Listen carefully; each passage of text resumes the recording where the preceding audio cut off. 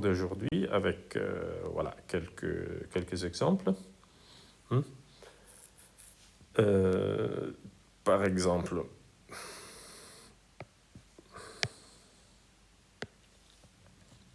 si on prend l'ensemble 2n, c'est-à-dire les nombres pairs, 2n veut dire l'ensemble 2 fois n avec n en nombre naturel.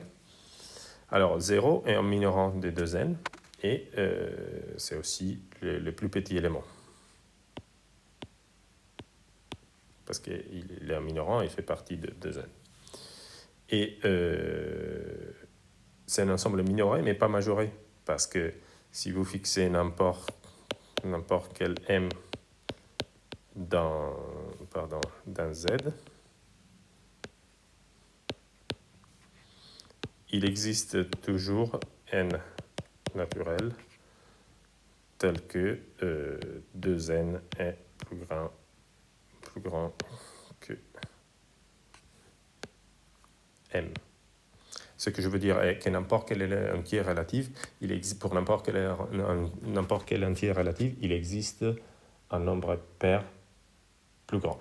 Okay. C'est assez évident. Dans R,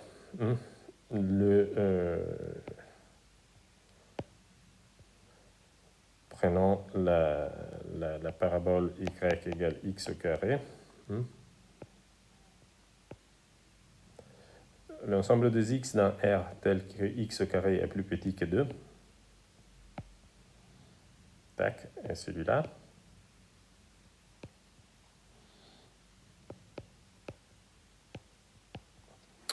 Il est majoré par racine de 2. Bon, bien sûr, il est majoré par exemple par 2. Parce que 2 se trouve ici, et 2 carré égale à 4. Il peut être minoré aussi par moins 2, parce que moins 2 au carré donne 4. Mais il a un plus petit élément, un min, et un plus grand élément, qui sont moins racine de 2 et plus racine de 2. Parce qu'effectivement, moins racine de 2 au carré donne 2, est égal à 2, et racine de 2 au carré est égal à 2. Donc, il a un plus petit élément et un plus grand élément. Si on se met, au lieu d'être dans R, si on se met dans Q, dans les nombres rationnels, les choses changent, parce que l'ensemble est toujours majoré par 2 et minoré par moins 2, par exemple. Mais A n'admet ni de plus petit élément, ni de plus grand élément. Pourquoi? Parce que, évidemment, moins racine de 2 n'appartient pas à Q, et racine de 2 n'appartient pas à Q non plus.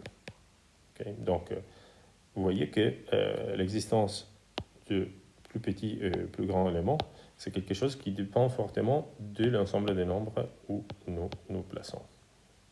Ok. Bon, pour aujourd'hui, c'est tout. Je vous remercie et à une prochaine fois.